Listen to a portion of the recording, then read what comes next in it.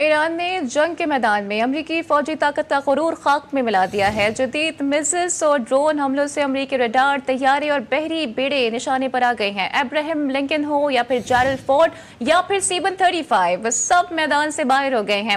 ایران نے ثابت کر دیا ہے کہ خطے میں اصل طاقت کون ہے اور امریکہ کی برتری ایک وہم سے زیادہ کچھ نہیں۔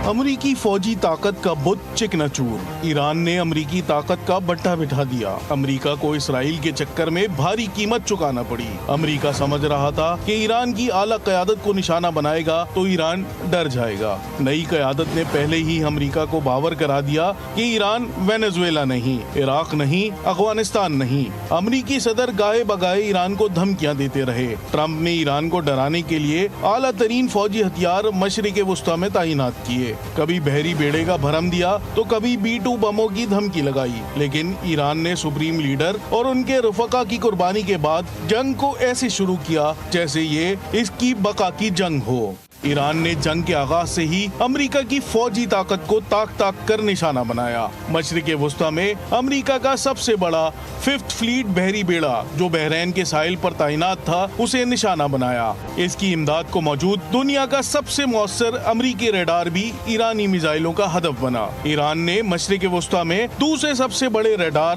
جو قطر میں نصب تھا اسے اپنے نشانے پر لیا، اور نتیجہ یہ ہوا کہ امریکی افواج ان دو ریڈارز کی تباہی کے بعد اندھی ہو گئی۔ پھر کیا تھا؟ اس کے بعد امریکی فوجی طاقت کے بڑے بڑے برج گرنے لگے۔ پہلے F-15 طیارہ گرا، پھر تباہی ہی ہوتی چلی گئی۔ عراقی مزاحمتی گروپ نے امریکی طیارہ KC-135 مار گرایا۔ پھر ایرانی فوج نے امریکہ کی فضائی ہیبت کو ایک اور جھٹکا اس وقت دیا جب دنیا کا سب سے مہنگا اور شاطر امریکی طیارہ F-35 گرا کر ملبے کا ڈھیر بنا دیا گیا۔ پھر باری آئی امریکی بحریہ کی، جس نے اپنے 2 مضبوط ترین جہاز ایران پر حملے کے لیے بھیجے۔ ایران نے انہیں بھی نہ چھوڑا۔ پہلے ابراہیم لنکن کو میزائل مار مار کر واپس مڑنے پر مجبور کیا، اور اب USS جیرالڈ فورڈ بھی میدان جنگ سے باہر ہو گیا۔ امریکی حکام تو کہتے ہیں کہ جہاز کے سیوریج اور کیٹاپلٹ سسٹمز خراب ہو گئے، لیکن اصل وجہ ایران کے جدید میزائل اور ڈرون حملے ہیں جنہوں نے جہاز کی آپریشن صلاحیت کو مکمل طور پر ختم کر دیا۔